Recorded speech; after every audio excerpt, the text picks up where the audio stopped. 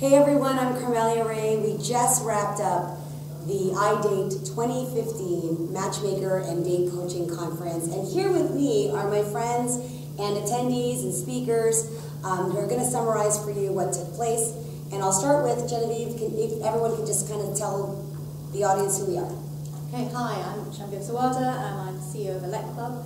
I've also got the great pleasure of going to be organising iDate London.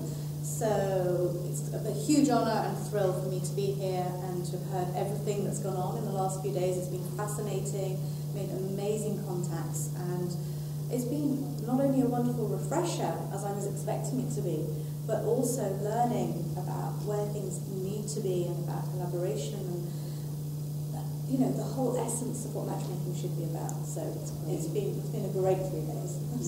I'm Julie Ferman, julieferman.com, matchmaker and dating coach, and I've never missed a major conference in the 20-something years that I've been married to Gil Ferman, who introduced me to this whole industry. And this has been a really wonderful conference, and I'd say most importantly, the networking, fresh new content, ways of generating clients, and ways of synergizing with each other. It's just been spectacular. I've loved it. Hi, I'm Spira. I'm CEO and founder of Cyber Dating Expert at cyberdatingexpert.com. I'm also the host of Date Chat on Thursday nights on Twitter. So I'm very delighted to be here, and this was my 13th iDate conference. Wow. I'm Damona Hoffman, and I am the owner and lead dating strategist at datesandmates.com. And I also host a radio show called Dates and Mates on all things dating and relationships related. Many of my past guests are here on this panel. I think this was my fifth or sixth iDate, and it was really exciting, especially I thought the matchmaking and dating coaching track was really robust this year. Great. So Julie, why don't we start off seeing as you led the entire conference with the state-of-the-art boutique matchmaking for the 2014 review. It was a really powerful session because we had great people with us. Megan Zawinski with Mixology was there talking about the LGBT mix. And Maria Agatidis with Agape Match, and she's a powerhouse and she always has lots of insights for all of us. Michelle Jacoby with DC Matchmaking, brilliant, you know, she came from nowhere and with no budget at all, started a company that ended up being very successful, smart branding, smart strategist, and then also Layla Benton-Jones with Vita Consultancy, the larger of the companies that was represented. And we all talked about the different models that we have, so many different ways of doing matchmaking, and there's no one way to do it. So it's good to hear how it works for one company. Some of them show photos, some of them don't. Some of them always give detailed profiles. Some of them do their, you know, you buy a certain number of introductions. Some of them you buy a certain number of months of service. Anything from inexpensive $3,000 programs up to $20,000 programs. So if you want to learn about matchmaking, all the different ways that there are to do it, it's really wonderful that iDate gives the matchmakers and the dating coaches the opportunity to present in this kind of a platform. So it was meaty, it was juicy, it was somewhat controversial at times, but that's the nature of the work that we do, and it was worth every minute being there. Awesome. So we move along to our 1:30 panel, and this was our dating events panel. This was also really robust because we had Tracy Lee, the founder of Dishpal. We had Mark Owen, founder of Events and Adventures, Kimberly Seltzer, a friend of all of ours, who is the founder of Elite Image Makeovers, and Damona Hoffman, who is the founder of Dates and Mates, and also Deanna Lorraine, who had to fly back to San Diego, who had just flown in from Dubai. So I'm going to have you kind of share what your takeaway was with that. Sure. Well, I moderated the panel, and I wanted to offer different insights into the many models for different dating events, because we say dating events, and that could mean speed dating, that could mean teaching events and seminars. So we were really looking at the intersection between dating events and online dating, and if online dating has impacted the growth of the event industry. Like Mark Owen, he's been doing this for 28 years, so he's really rode the wave of seeing how dating sites have impacted people's interest in getting out in the real world. But I think the bottom line is that everybody is seeing that people are sort of learning, are forgetting how to communicate in the real world, and ultimately, with online dating, that's the whole goal, to get offline and make a relationship and meet in the real world. So it was great to hear, especially Kim, she really works on confidence and image and helping people to be successful, whether they're online dating and they're actually meeting in person, or whether they're going to a dating event and hoping to make a connection that night. So I heard a lot of kind of ups and downs in terms of events, and it almost felt like if you weren't in events, it would be really super scary to get into it. Are they making money doing the events? I mean, are they happy with where they're at? Did business go up or down for some of them? What most people said, as far as the involvement of online dating sites in the event business, is that it's smarter to look at it as a brand extension and a way to acquire new members than to look at it as a big revenue generator. Because let's be honest, it takes a lot of effort to run an event, to promote it, and then there's only a certain amount that people are going to pay. But if you look at it as an acquisition piece and building a relationship with your members, then you can keep them in the fold and keep them satisfied by offering different options to them than just an online dating And it's also been a great funnel for lead generation for matchmakers. I know that Julie's done that model successfully. That's how I met you.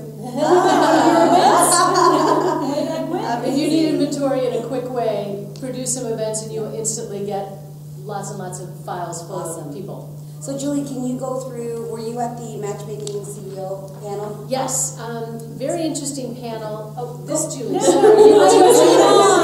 it's the Julie and Julie show. I would say Julie F and Julie S. So Julie F. So Julie Ferman can talk about that panel because I was in You were another room. elsewhere. Okay, all right. Matchmaking CEO Growth Ideas.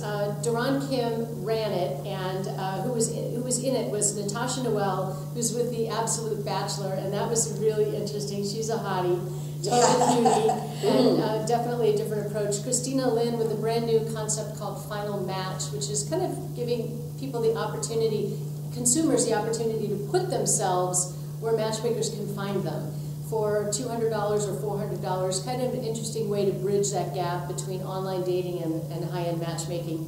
Lisa Darsenbaugh with Santa Barbara Matchmaking, she was mentored by Michelle Jacoby, and again, started a company without a lot of investment and did things right, followed a model that was already successful, and what do you know? She's making a lot of money, and she also does a lot of events. She created a lot of inventory. I know we're not supposed to call human beings inventory, but you can through the events that she did. Or a Rolodex, but we call it. Rolodex, yes. We call it a database. Database. And Rachel McLean with Vita Consultancy, she was also there. It's really interesting to hear about Vita. They have a large operation, lots of different offices, and big price points, and they're doing something right because they're making good money. So it was really helpful to hear their ideas. Cool. And then we had the CNN panel with Dr. Wendy Wall. So I'll have you go through that, Julie, because I know you were there with me. I was. That panel was really interesting. It was a panel on content marketing and dating. And we talked in that panel, it was David Perez, Dr. Wendy Walsh, my lovely person sitting next to me, and myself, and we talked about how we had created our content strategies. For myself and for Wendy, a lot of our content strategies were directly related to trying to attract media attention. And once we got the media attention, we started becoming, both of us commentators in the media, both of us, to go-to resources in the media for dating and relationship advice. We talked about how we utilize that content to build our brands. David was talking a lot about sort of, a little more on the technical side of SEO and alt tags and how to do things that are sort of Google friendly. I hopped in on that as well because I found that Google has become my best friend because of all of the quality of content that has been produced. It's gotten indexed by Google. It keeps my search rank high. So if somebody Googles online dating expert, I show up as #1 and #2, and I tend to get a lot of the media hits because of that. It didn't happen overnight, but having an editorial calendar that was rock solid really contributed to the growth of that. Well, it did happen overnight because you don't sleep, right? I don't sleep. It actually happened overnight. And I think another really interesting part of that panel was people are like feeling overwhelmed. And Julie and I talked about the overwhelm in another panel we're going to discuss later. But it doesn't have to be that overwhelming. In the beginning, both Dr. Wendy Walsh and myself wrote 7 days a week and had a newsletter every week, and we had press releases constantly going out. We don't do it as often as we did in the beginning, so I sort of shared some of my tips about how to repurpose content from your own sites and how to look at other articles that other people have written and then just do an intro with your own spin and link back to their articles just to make sure that you have fresh content. I think the example I gave was sitting at iDate 2 years ago when the phone started ringing because Manti Te'o got, suddenly it came out that he had a fake girlfriend. He got catfished. And it became a huge trending story that I missed most of iDate because I was in my suite doing interviews.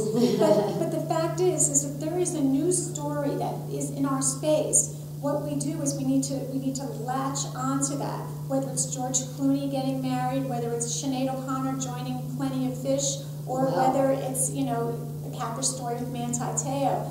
You need to be on top of it and see what the trending topics are. And again, piggyback on other people's great articles and just give your opinion. And Awesome. That's content.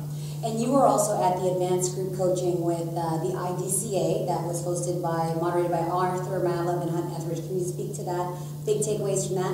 Yeah, that was a very intimate experience. We were talking about dating coaching and how to build out your team. So rather than talking about coaching in a group, it was more about how to use a mock dater, a flirting coach, and not try and do everything yourself, but actually that it's adding value to your client when you have an image consultant that you can send them to. And maybe you can dress yourself okay, but your client needs to have an expert that has that specific arena that they really excel at, that they can help them to the best of their ability. And I think that was a theme at the conference a lot this year, was how to scale out your business in a way that really makes sense and doesn't make more work for yourself, and to go to people that have a certain expertise and outsource. So you can create the time and the space in your business to do the things that you're really good at and that you really love. I would agree. There's a lot of conversation of matchmakers working with other matchmakers and outsourcing their expertise.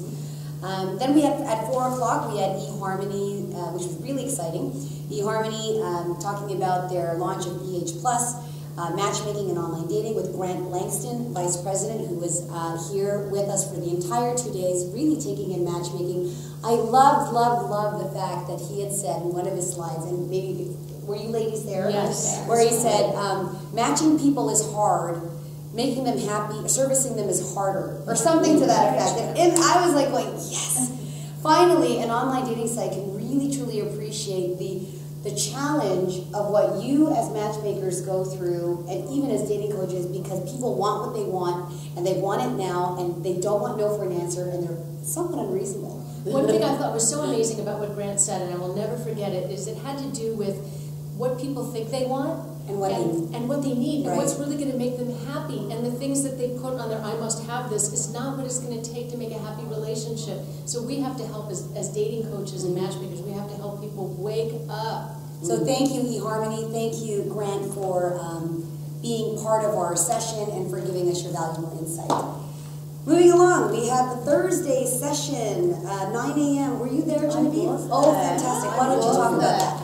It was really exciting. It was lovely to hear him speak again. I hadn't heard him speak since London last year. So it was really good to actually hear. And he is?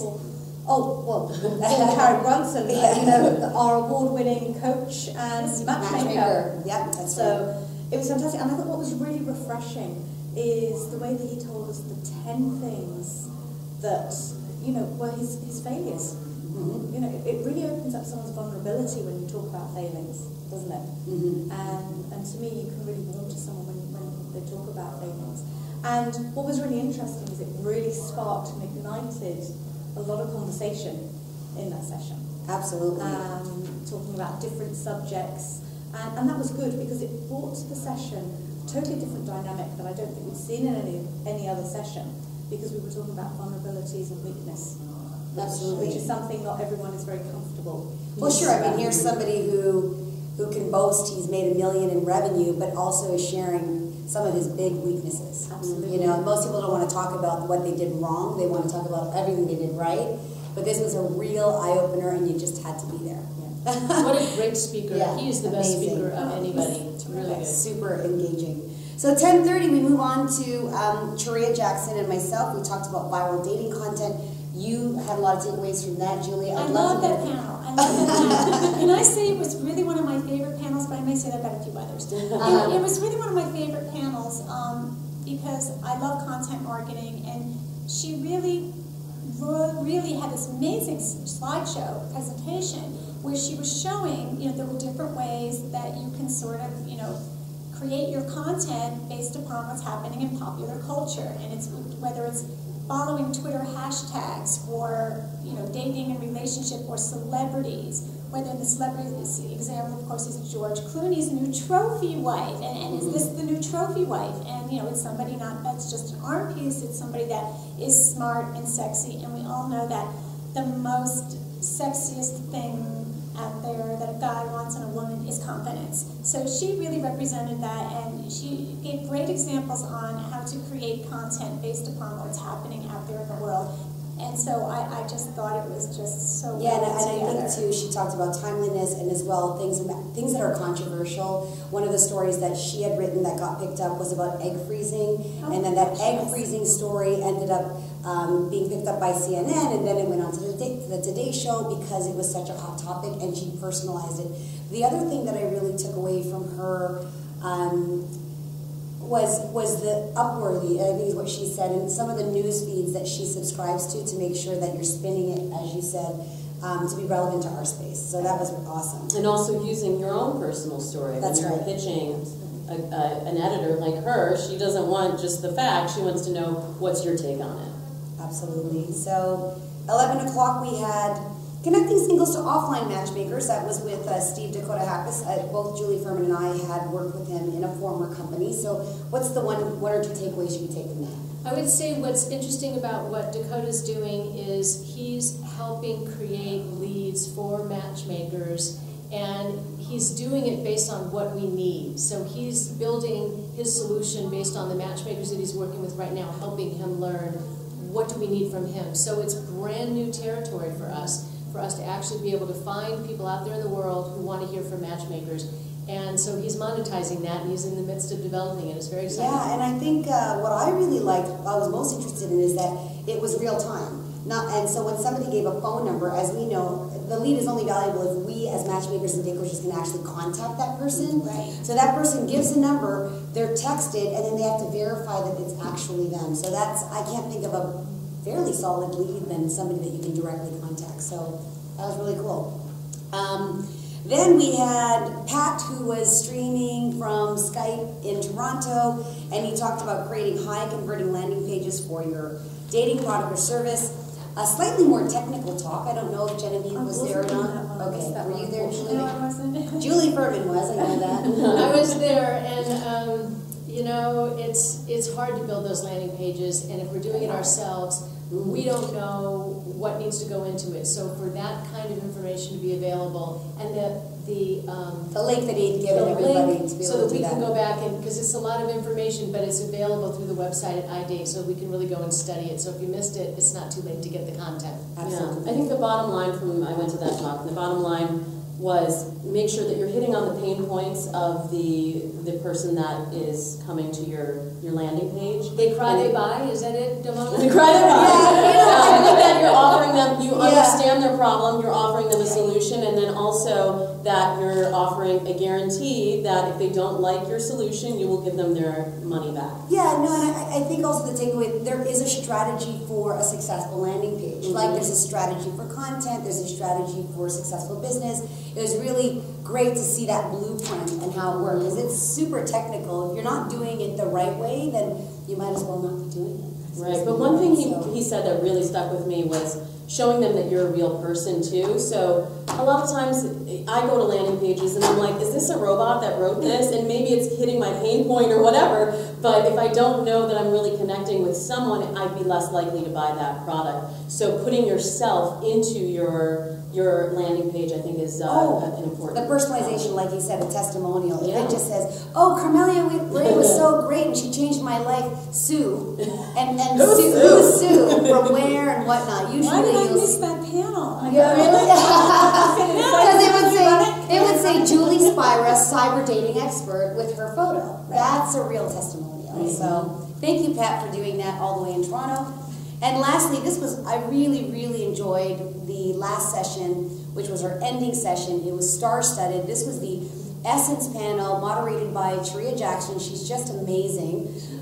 We had Julie Spira here. We had Renee Piani. We had Tweethearts, Thomas Edwards, and Lori Davis Edwards, newlyweds. So cute. Both from New York. And I will stop talking and I'll ask Genevieve and these ladies to really Why did you all think about it? Yeah. I thought it was very good. I thought the mixture of experts there was really quite powerful, because you all gave something that was different. You answered the same question but differently, right? And I think that was really interesting for me to hear the different things, and it got to one point where I couldn't write fast enough. I was writing. There was a lot. I was trying to look you all up on your Twitter to see Just how you're tweet us. Just tweet us. I did. You'll get a message from me. I know. It's probably there now. Check your Hootsuite. And a Hootsuite, and learning about how you do things differently also in the States to what we do in the UK. I think that's to me, there were some cultural differences that I think we can bring to the UK, which will up the game there.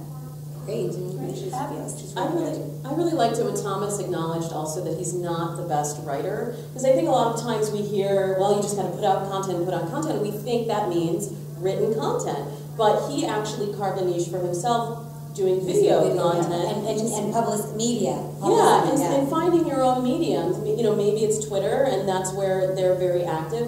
Maybe your medium is Vine, and you like doing short videos. But finding the medium and the audience that really resonates for your brand.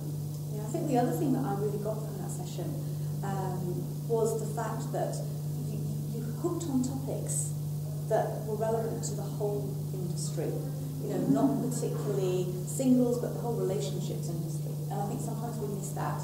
We're so focused on single people, whereas I think it was yourself that was talking about taking something and with teeth and with flu medication. And I'm sitting there going, what brands have I got in the UK that I can do that with? Because it's lifestyle. I mean, we have to talk about internet dating, maybe a $2.1 billion industry, but we are part of such a bigger industry, which is lifestyle. So for me to be talking about, Clorox and flu season, it wasn't only about dating. And I had to convince them I wanted to talk about not to go on a date when you're sick with the flu and to, send your... And your teeth are yellow. And send your sweetheart chicken soup.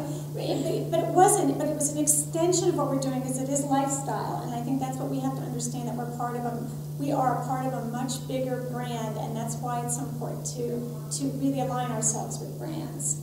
Well, thank you. That wraps up pretty much the date coaching and matchmaking portion of iDate 2014. 2015. 2015. Now I was going in the future, now I'm going in the past. Sorry. That's how much iDate I've gotten. And Genevieve is on her way to organizing the London, UK iDate for what year? 2015. Yes, 2015. And we're about to go into the final session. Heading over there now. We'll see you there with Julie on the panel and everyone else. Bye.